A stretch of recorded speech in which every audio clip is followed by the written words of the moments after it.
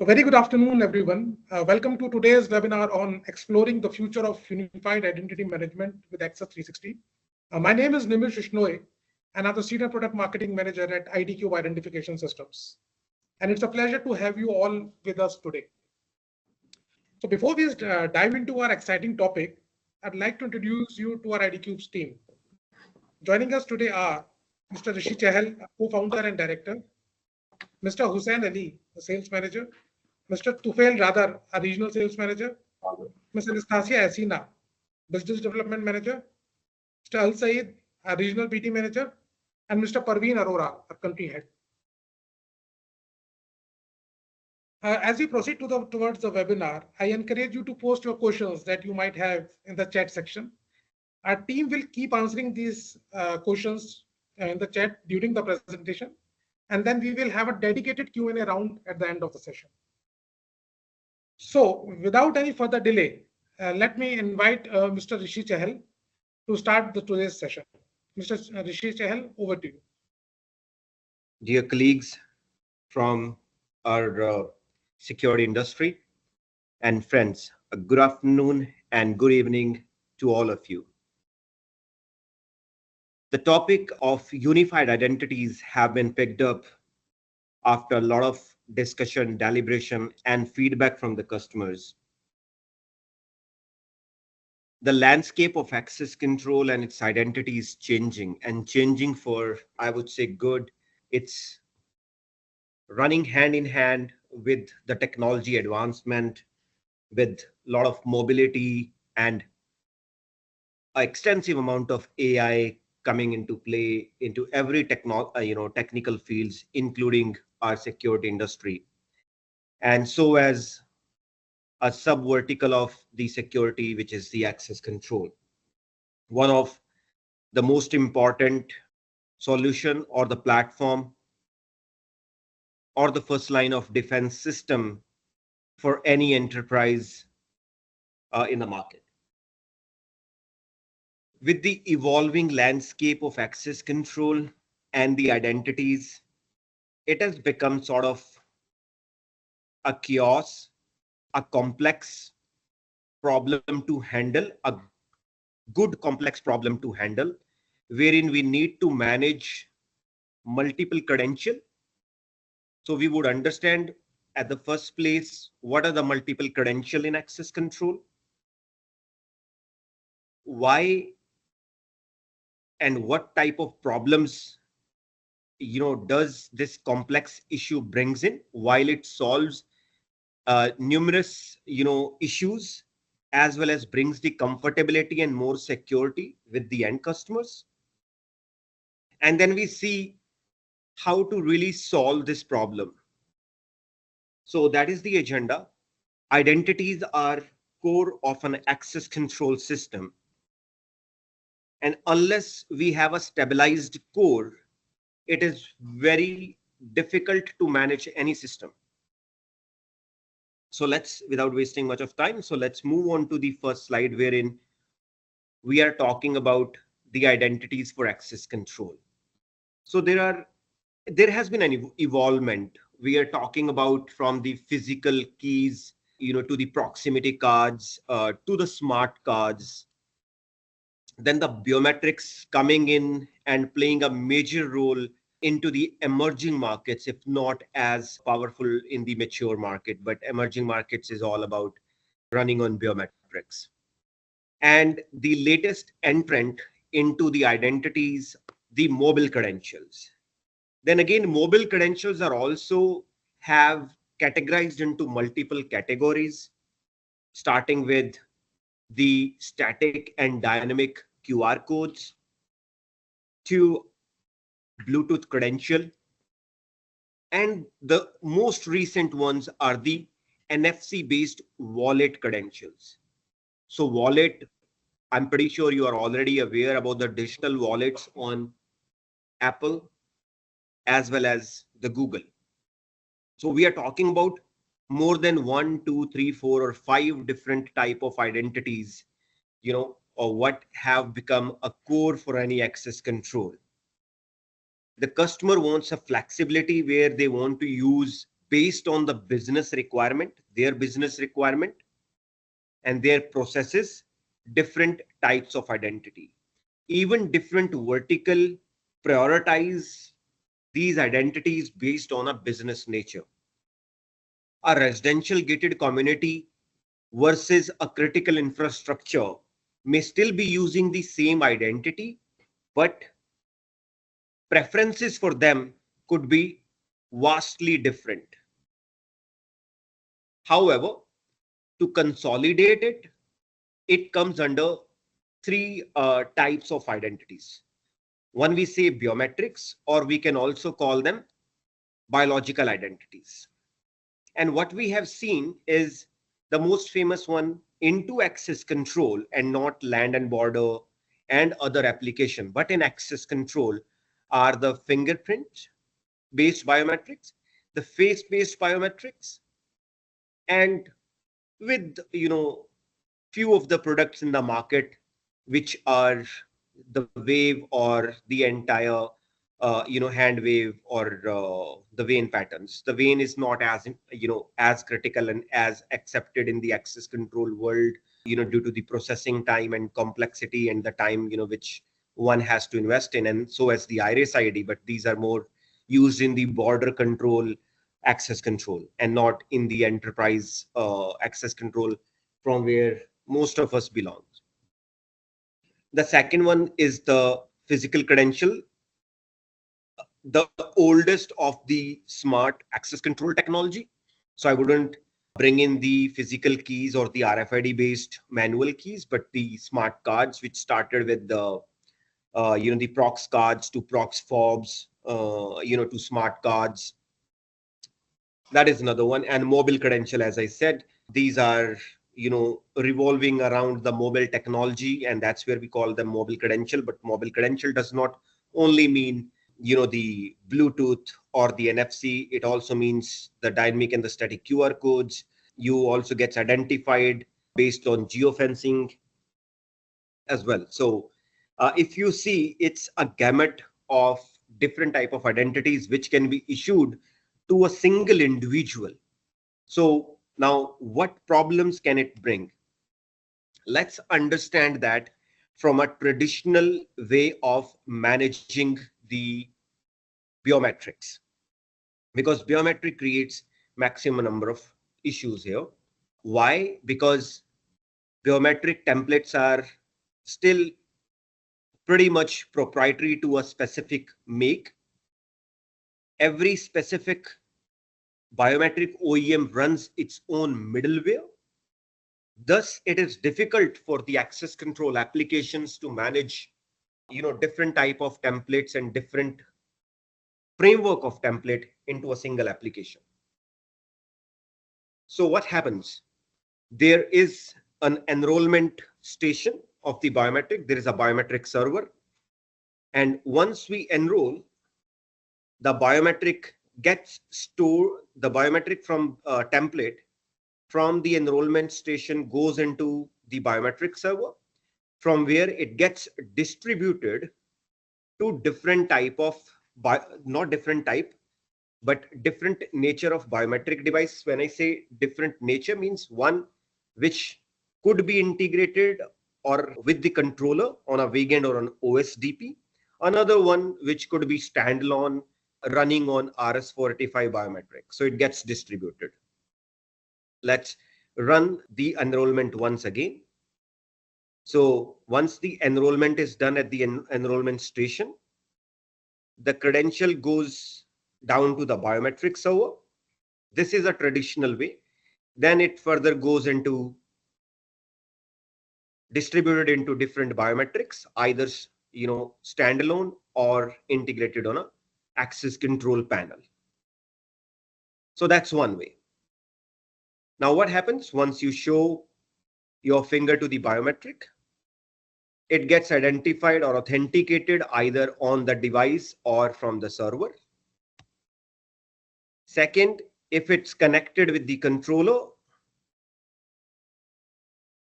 it goes back to the server and one ID goes to the access controller, access control panel, means the controller, and gets verified. So if you would see, there is a dual activity which is happening here, and this is majority of the time this has been the traditional way of managing the access control on the traditional card readers and the biometrics. Either the biometrics are planted standalone or they are connected with the third party access control panels, and those panels are connected to IDCube or IDCube alike access control system servers, and the identity is being managed, one in the biometric server and second in the access control servers, and gets authentication from two separate servers. One is the access control if it's connected to the access control panel, and second is from the biometric server if the device is directly connected, and the log goes back to the access control server. And same goes with the mobile credential, because these are the ones which are creating a lot of challenge, the identity management challenge with the enterprise customer who are running more than one or two type of either make of identification devices, or running more than one type of using more than one type of access control identities. What happens here, if you would look at on the mobile credential architecture, on the right hand side there is a mobile credential server, or we may call mobile credential server, which keeps which manufactures the mobile identities, which could be Bluetooth, which could be NFC wallets or dynamic QR codes, which is absolutely connected on cloud, on internet. And then there is an administrative portal from wherein you pushes the information. And on the left hand side there is a traditional access control. There is a server, there is an access control workstation, there is a panel reader, and there is a network switch. So let's see what happens now. Sorry. So admin enters all the informations of particular user, and it travels down to the mobile credential server. From mobile credential server, a ID gets generated, and a key comes to your mobile phone, and you are able to save a mobile credential onto your device. However, that's not enough to give you an access into a facility. So what happens next? Now the same identity is getting imported into the access control station via access control server via access control station. That all these identities are getting imported and mapped with the users into the access control server. So if you would see, there is a dual activity, once again an extra manual operation which is being running from one portal to the another portal. Okay, now imagine if somebody is using either two or three different type of identities. One is using the biometrics, mobile credential, and obviously our universally accepted traditional smart cards. So that means customer would have now three different mechanism to manage the access control identities. From one single operation, now the customer has to manage three simultaneous operations. Now what it brings extra human effort, extra manual operations, and extra IT resources, including the IT infrastructure. Okay, so this is pretty traditional way of managing the identities, and nothing new. We are trying to solve this problem, but majority of the customers are suffering, since not many solutions which can unify all these identities onto a single pane of glass or on a single UI or a single database. So Access 360, what it does? So we simplify the whole operation for our end customers or for our partners. Okay, so that there is a great user experience, there is a ease of use of managing a complex system, which is the access control. Okay, what we do, there is a single access control. Let me just do a laser point here. So there is a single access 360 server, which is, say ID Cube Access 360 access control. Yes, you can have n number of, operator admin workstations on the same LAN into multiple facilities. Facilities could be, same geography, multiple geographies, or, one country, multiple countries, or multiple continents. Doesn't really matter as long as, they have an access to the server. Okay. You have your biometric hosted onto the same LAN, you have your panel hosted onto the same LAN, and you have your mobile credentials are also hosted onto the same LAN. So what's happening? The entire data flow is automated on a single device. There are no manual operations running simultaneously. I will explain further in my future slides, but as of now, you can see the entire data flow is running smoothly from a single workstation of master administrator or the operators whosoever have, the privileges to manage the system. We don't have a separate mobile credential server or a separate biometric server. Access 360 directly hosts multiple makes of biometrics onto the same database, same interface, same UI. We host the Bluetooth credential as well as the wallet credential and dynamic and static QR codes along with the cards, smart cards on the same interface once again.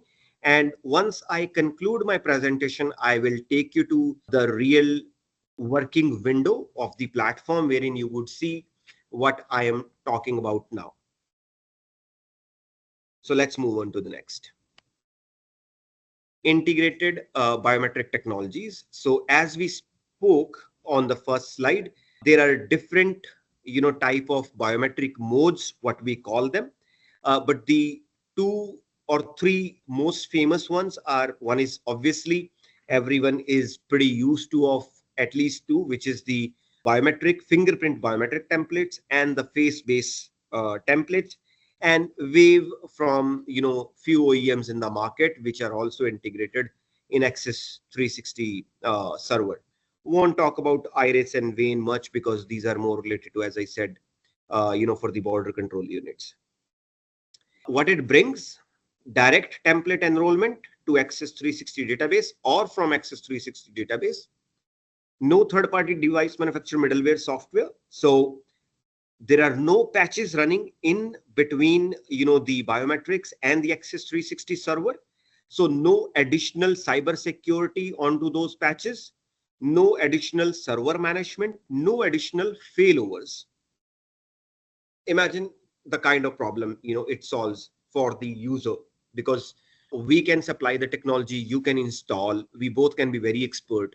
Our end customer, we need to be very empathetic about and think how they will manage, the complicated identities if we do not, provide the flexibility and ease of management to them. And enrollment via IP reader or USB enrollment devices. So there is again a flexibility, customer can pick and choose either way of enrolling the users. Let's go to next. Okay, so people would say, okay, how many biometrics, which all? Do you have everything integrated? No, we do not have, but we still try and make it, as flexible as possible for our customers and try and integrate, the major brands. I may not have all the model numbers mentioned here, so do not get confused. Do not take screenshot, which may be misleading because I am still missing to add, lot of model numbers here, for which you can directly connect with our teams into, different territories, and they can, they'll be in a better position to give you a detail about, the different models of these makes. But my objective here to let you know that all these devices from these different OEMs or manufacturers of these devices can directly interface or integrate with Access 360 on a single database, single server. Yes, their templates could have a different format and will have a different format because the template format is still very proprietary to each and every biometric OEM, unless there is a very serious push wherein one is ready to open their template and make it compatible for the another one. However, very unlikely, but yes, the OEMs do commit certain things, sometime, forward calls, sometime, thought through balance calls. But I wouldn't comment on it.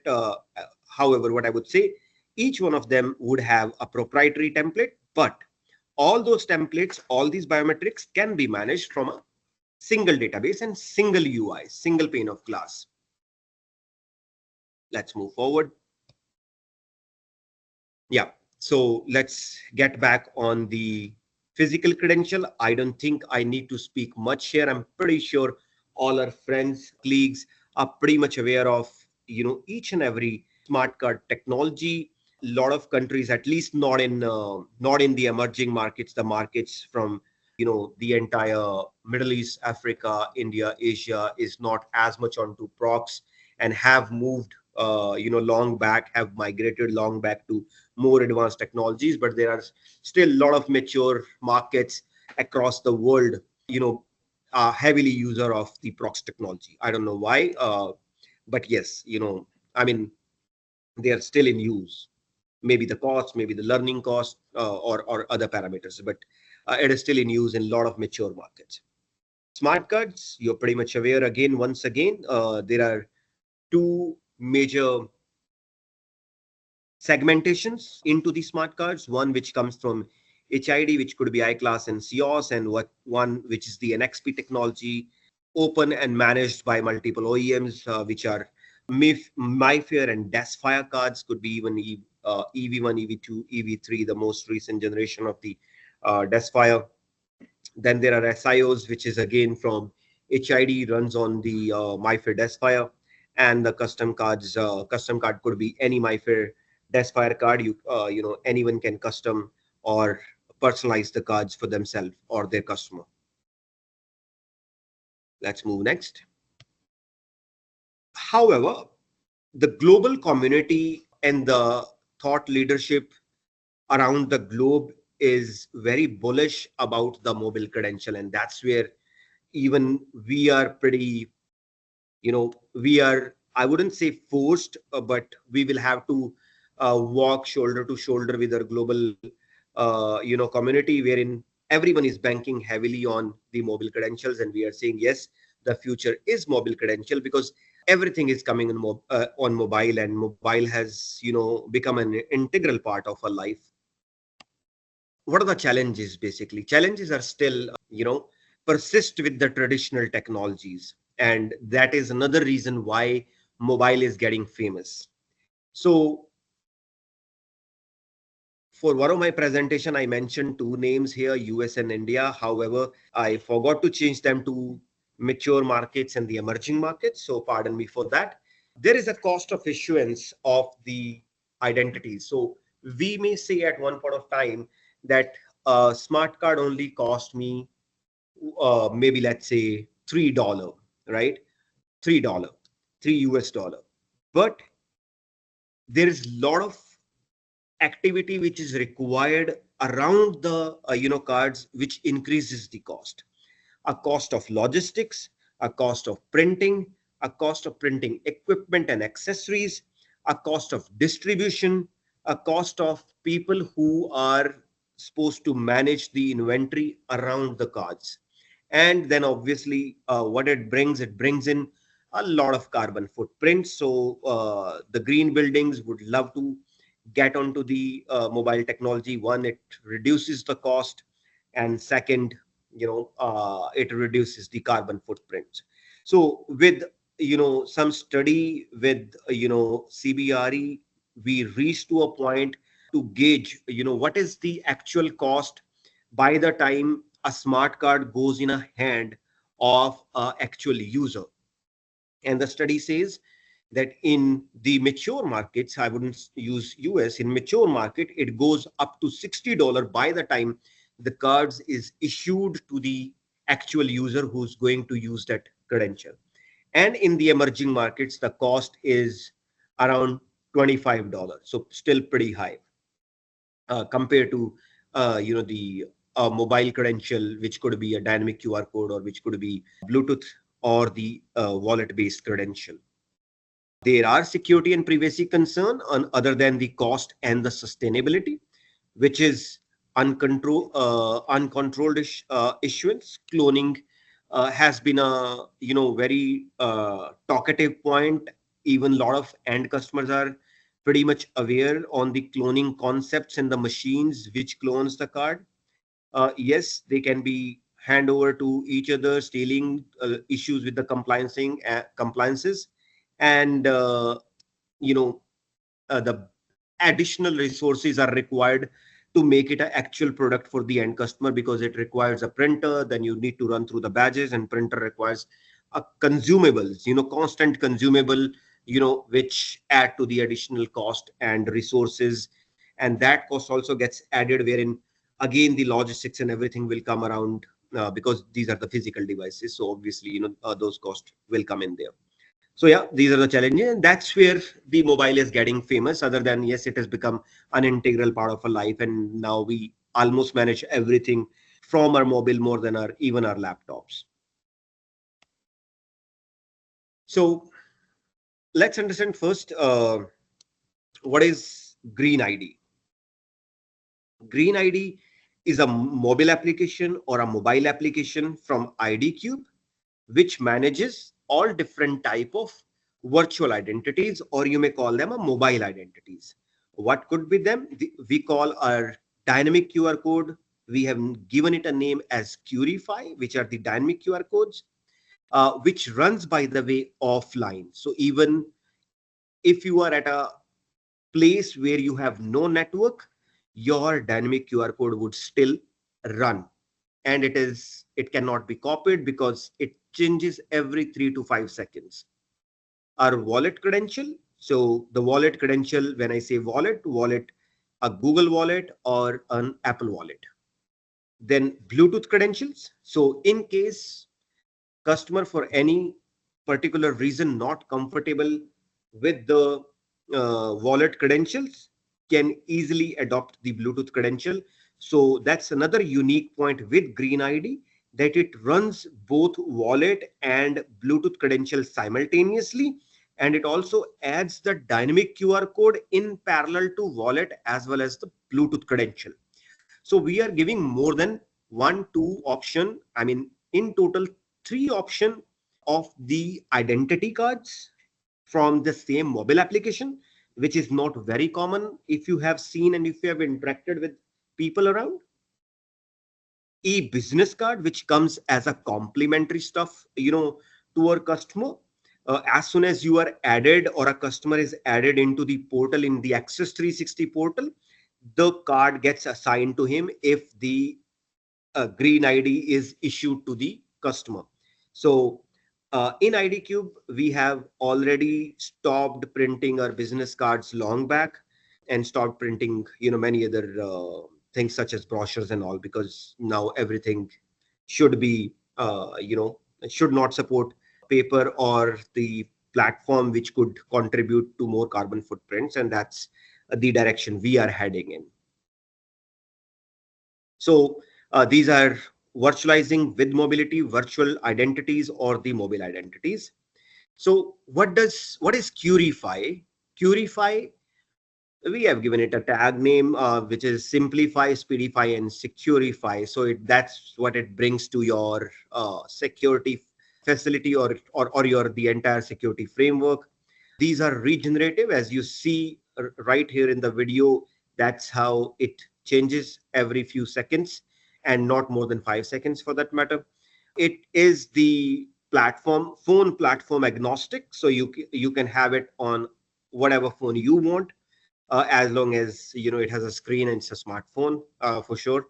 It works, the dynamic QR code works on the AXS Plus reader generation 1 of ID Cube readers, which comes into two different sizes, which is 3x3, in some markets called the gang box, and the another one is the mullion, which we are pretty familiar of seeing, many others. So these reader, reads the dynamic QR codes, and these reader comes, by the way, in card, QR codes, and PIN format, both on WiGAN and OSTP secure channel.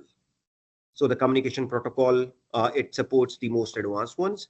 The dynamic QR code is also compatible with any third-party reader which has a capacity to read the dynamic QR code. Obviously, the reader manufacturer, the third-party reader manufacturer, will have to take a little bit of pain of adding our framework into their devices so that their devices become, gets tuned to reading our very secure, the dynamic QR code. Which other reader other than IDCube support the dynamic QR code? As of now, reading of IDCube dynamic QR codes, as of now, InvixGem has come to forefront and has already integrated this dynamic QR code into their biometric devices, which are the Titans and the T-Face from that manufacturer. These are the two model number which support reading the dynamic QR code. Let me go to the next. And let's understand the adaptive architecture. Now, you would say my customer is already having an app and he doesn't want to have one more mobile application. He would want everything to be used from that particular application.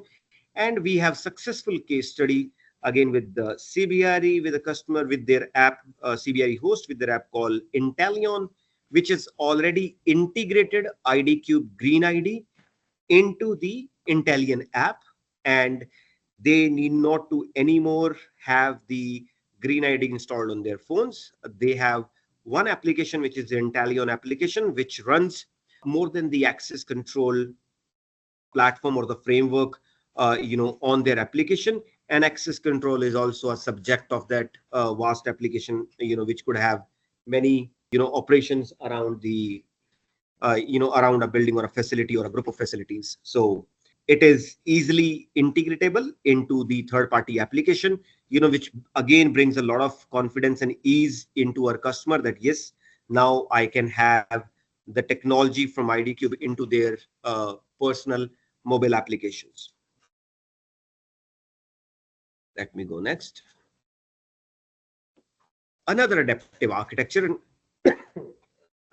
I'm sorry. Another use case, adaptive architecture with third-party access control. So the third-party access control, as of now, one platform which has again, come and shook hand with us and implemented a project successfully, which is Honeywell, Honeywell Building Solutions, from a region who has, integrated IDCube identity management platform with EBI using Access Plus readers with their access control system called ProWatch and EBI. So this is also possible that this can also run on third-party access control system. You need not to be on IDCube access control to use the Green ID or the Qurifies. And when I say Green ID, I will just come to the next slide and we will discuss about why I said Green ID. So let me just move on to the next slide. And that's where we are talking about the wallet credentials and why suddenly I jumped from the adaptive architecture to wallet credential, because again, it will lead us into the another adaptive architecture. So what's the benefit of wallet credential? One, again, phone agnostic. So it works both on the iOS as well as the Android platform. Second, easy distribution. You need not to physically distribute or manage any inventory. It is, on a single click and the credential gets issued. We will show how. Express mode. So whether your phone is on, phone is logged or, app is not open, does not really matter.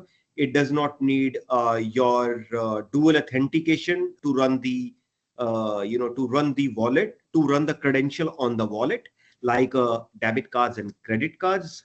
Like we save our debit cards, credit cards in our wallet, but it always required a dual authentication. But access control credential into the wallet need not to have any dual authentication. So Again, ease of use and speediness, compatible with the iPhone Power Reserve. iPhone has given one specific function over Android. Otherwise, Android is, I think, much more flexible platform being open, but iPhone would always have at least a feature or two extra. And here, what is the use of Power Reserve? So Apple says when the phone is 100% drained out of battery, your credential will still consist, certain energy in its memory, and so that it works for at least 4 to 5 hours even after your phone is drained, because we are talking about the access control credentials. Okay, and we cannot afford to fail if the power goes off in the phone.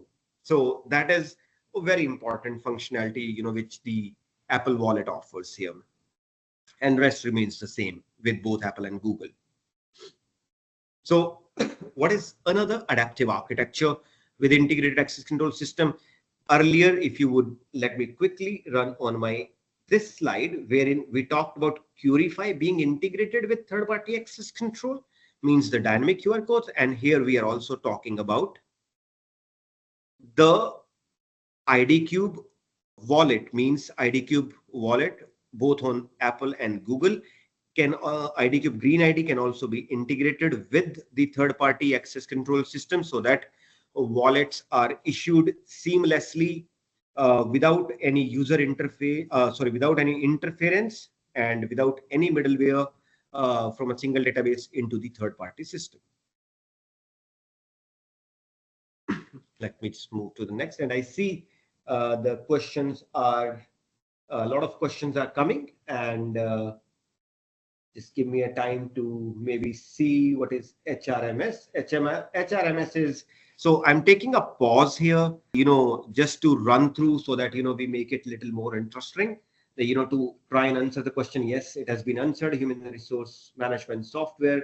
Thank you, team from IDCube, who's been answering. Provided by many different companies. Yes. What is the meaning of, okay, this has been HR human resource management system. Okay, can be the Green ID customer like physical card, company logo, name. Oh, absolutely. You can. I will try and show you that also, if the gentleman or the lady is still there, whosoever has posed the question. We will show, that you can design your complete badge. So it need not to have any traditional format. You can have your own forms, factors, logos, names, design, colors, etc., etc. So the answer to this question is yes. Yeah. So thank you for the questions, and keep asking these questions. This makes the entire webinar more interesting. So this is more than a webinar, but a discussion, and we would love to take your feedback and love to hear your questions in between. So what extra does the Green ID offer? So as I spoke, that it gives you a complimentary e-business cards, which can be shared across the formats, share on the emails, WhatsApps, on show the QR codes, etc., etc. So let's be a little more modern when it comes to sharing our personal identity with people. And we may not have a business card all the time in our pocket, but we would always have our phone in our pocket or in our purses, and we'll be able to, exchange the professional or the personal information. And the e-badge, so this is the corporate identity, which can be either a Bluetooth e-badge, or it can also be a non-Bluetooth e-badge and just your badge, basically just your corporate ID. So with the question gets answered here, that custom artwork, visual verification, animation, corporate ID, corporate color, themes, everything you can have of your own. The Bluetooth credential. So Bluetooth credential, I would say a small generation ahead of the wallets. So if wallets are Gen Alpha, then the Bluetooth credential are Gen Z, so a generation before that. BLE credentials, so extended read range. That's obviously one factor with Bluetooth, because yes, Bluetooth has a bigger read range, although it can be controlled and has been controlled by many different OEMs, and so as us, have different ways of opening the door or giving a command to the reader to open a door. Yes, as I said in my previous slide, that e-badge can be a Bluetooth-based e-badge or can be just a normal e-badge. Answering your question, yes, it is. You can have your custom artwork and animation. And there is another question from another attendee. Thank you very much for asking. Is it compatible with HID I-class SC readers? HID I-class SC readers, if that supports if that has a Bluetooth module in it, then yes. If those are BLE enable reader, that's what we used to call them, I think, BLE enable and BLE ready. So if these I-class SC readers are BLE enable or BLE ready, then yes, the Bluetooth credential can work with them. Let me go to the next. Thank you for your question once again. What is the impact? So seamless issuance. If you have handled the large enterprise customer, you must have seen the operations into their operation room. They're not just running the access control, they're running whole gamut of security infrastructure. And it is our responsibility more than the business, to give customer as ease of use and as less touch point as possible, so that the focus remains on security and not on managing the systems and multiple systems. Reduce TCO, total cost of operations. And obviously, when your resources are less, both human as well as technology resources, the cost is bound to drop down. And while these are manual and human, it is not only about a cost of a single touch point. Single touch point brings many other factors around it, which needs to be managed, to support the entire infrastructure. And that's where, the mobility brings it down. Foolproof credential management, because yes, everything is online. So, and these are pretty secured on your mobile phones. Nobody can steal, nobody can take a snapshot, nobody can clone, etc., etc. So this is always with you, and you will also not pass it to somebody else. So that's also there. Thank you, but our webinar does not really end here. So let me just now go to the software, wherein I would like to take you through a couple of screens, which gives you a little more insight how it happens and what is it about managing the identities from single window. Yes, so my screen is visible, I can see that. And so let's see. This is the administrative page of the IDQ platform, and I'll take you through a few of them here.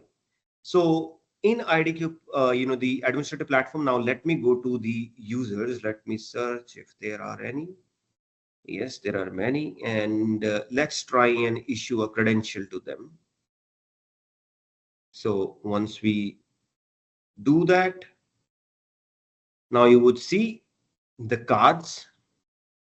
So one is summary. So summary says, okay, what has been issued, when it has been issued, what are the credential types, authorization modes, form factors, and issue dates, etc., to each person. So you would have the entire history of each person, including the issuance. So you have the option to manage cards from the same window as you have the biometrics. So you can pick and choose.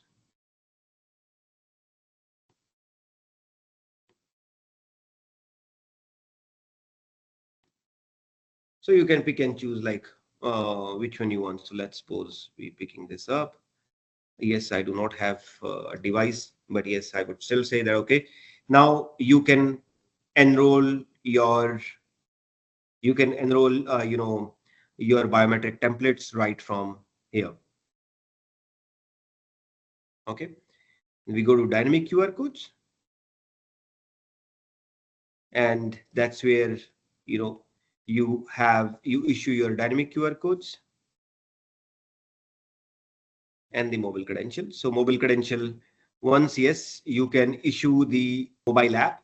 So you can also issue more than one instance to any user. That means if the user has two separate phones and he wants to have the application on both the phones with the option of having different instances, so you can do that so that he can have the same app onto multiple devices. You can limit it to single device, or you can have 2 or 3 or 4 or 5 maximum as of now. So we are not giving more than 5 instances for a single user. Then you have the Bluetooth credential, and along with Bluetooth credential, you also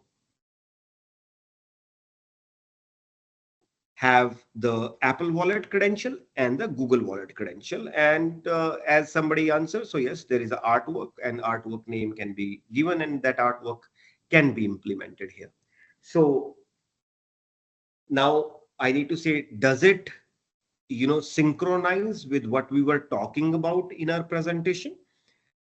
Consolidating the entire identity framework onto a single UI? Yes, it does. And I can very proudly say, as of now, we are one of the only one, who have been consolidating and putting all our R&D efforts and our development efforts into that direction, so that there is a ease of use with the customer. Even now, there are platforms which manages only biometric, there are platforms which manages only mobile technologies, and there are platforms which runs on the traditional technologies.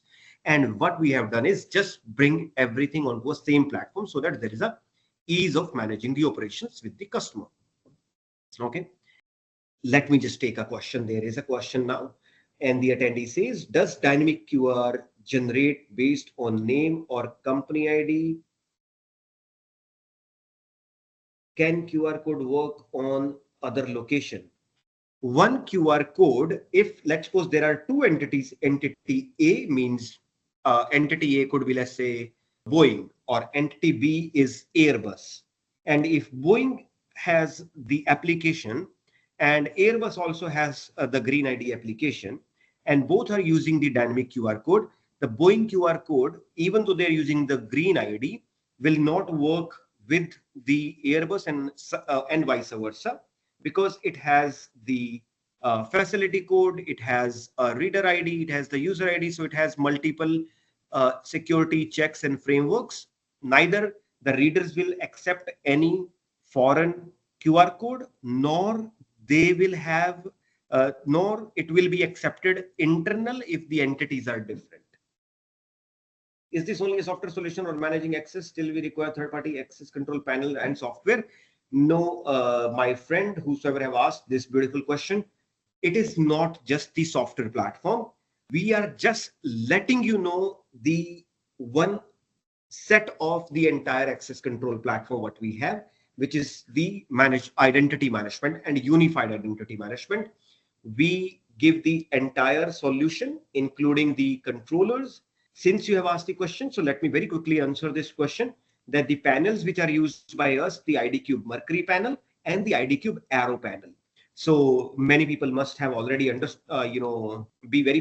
very familiar with the Mercury panel. So IDCube works on both the panels, IDCube Mercury and IDCube Arrow.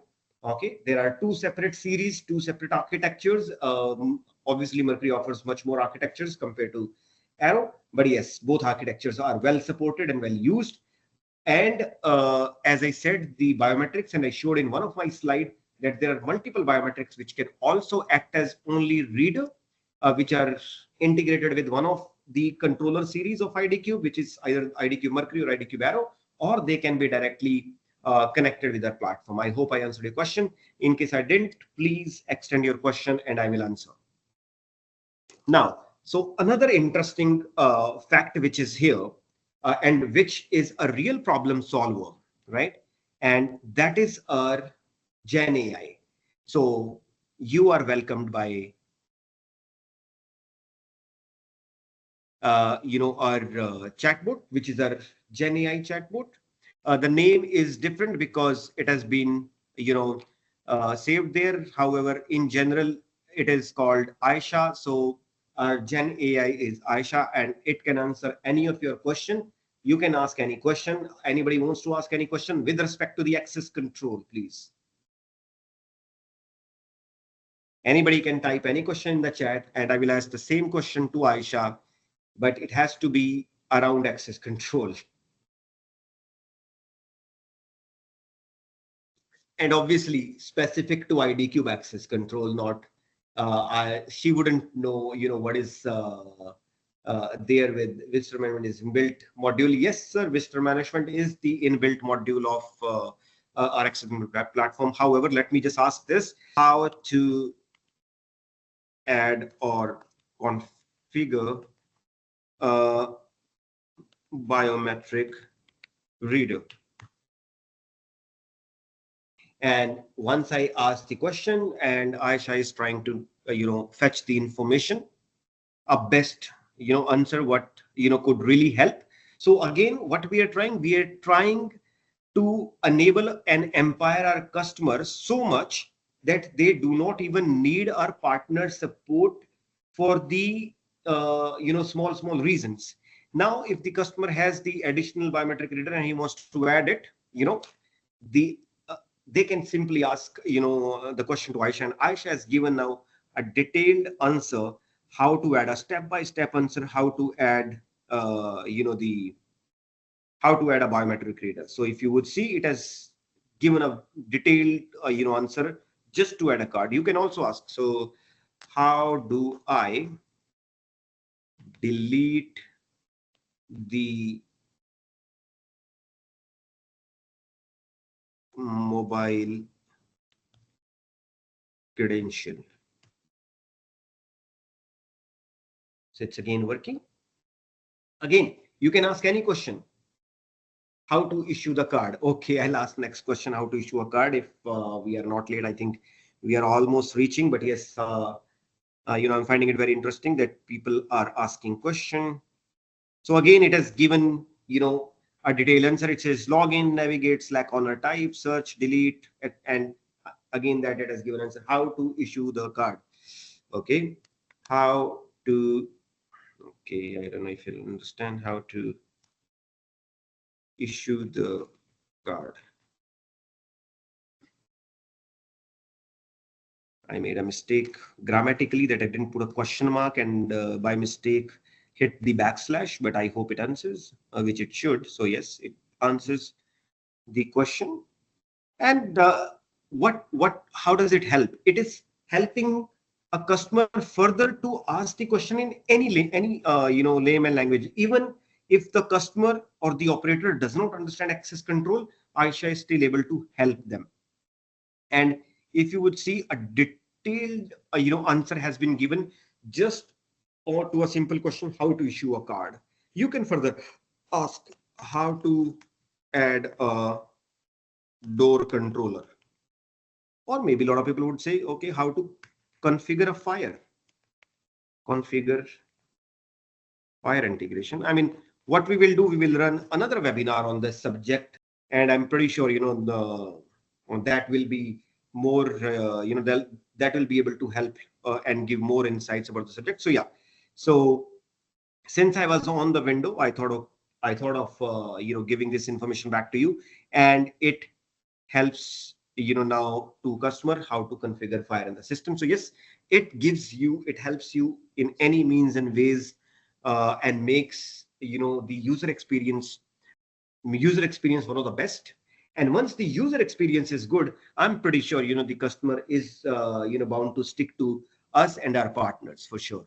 So let me just minimize the window, because we are hitting the ceiling, and I'm pretty sure a couple of my friends have left. I respect their time, so not wasting much of your time, let me just go to my last part of the of this webinar, of this discussion rather. And thank you for asking again, great questions. So although again, what we would do, we would again run a separate webinar on our dashboards. These are beautiful dashboards, carry a lot of information and a lot of useful information, a lot of ease of use. And nobody really need to get into the software if they, if they know what what these dashboards do. But today I will stick to the credentials, because we were talking about unified identities. So let me come to the credential dashboard, and I will very quickly say, because it's already 4:02 here.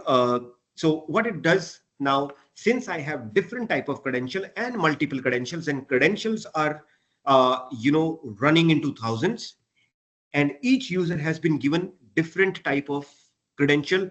Now, an organization, an enterprise into the emerging markets may have issued a lot of cards as well as biometrics, but the same organization in the mature markets may have just issued a lot of cards as well as the mobile credential. And the headquarter is running into problem of now keeping a track on these identities. One, if let's suppose they are using 4 different type of identities into their organization, and total user are, let's say, 50,000. So ideally they are not running 50,000 credential, they are running 50,000 into 4, that means 200,000 credential. Now imagine 50,000 people are using 200,000 of credential. Now it is a chaos, obviously a chaos, if they do not have a system like this which help them understand what are the total credentials, how many of them are dormant, how many of them are ghost, what is the active credential inventory with them. And again, it is not just that it is giving you, okay, it has 180. Now you can simply hit on 180 and it will give you a complete report who these 180 credentials have been issued to. Okay, same if there is a suspended, which credential is suspended. Yes, my friend, how to give alarm ID cube to BMS integration. There are two options. One is the backnet integration and backnet over IP, and second is with our web-based APIs, and that's how we push the information or the IO summary or the required point summary to the building management system. Licensing is different. Please reach out to our sales team to understand about the licensing model. License on access control is majorly on reader based, but yes, there are few more parameters to it. So better to have the licensing discussion with the team one-on-one, or we can have a call. You can drop us an email. Let me just first complete this, please. And then the credentials. So these are multiple credentials of biometrics. So how many biometric credentials, who these credentials are issued to. So the customer have the entire detail, how many IDs are being used and who are these IDs issued to. If you do not have this consolidation, or if the customer does not have this consolidation, I'm pretty sure the customer will have to put multiple resources managing multiple credentials and then keeping a track. Okay, and then keeping a track onto these credentials to see why, when, what is expiring. A lot of end customers have told me that since we are using multiple type of credentials, we do not even proactively know which credential is getting expired when. So imagine the pain with the customer. Trust me, go and talk to your enterprise customers about this problem, and I'm pretty sure this would be the #1 problem for any enterprise managing multiple identities. And expiring soon also information comes in here. So with this, I thank you very much for your patience and for your listening skills, and thank you very much for asking me a lot of questions in between. I'll be more than happy to take more questions. There is a lot of time with me, as long as you are happy to throw few more questions to us. If not, we will also try and share this presentation as well as some points over the emails to you. We would also try and see if we can share the recording of this webinar. Our marketing team would come back to you on that as well. But once again, thank you very much for joining, and let the questions session begin, please. Thank you, guys.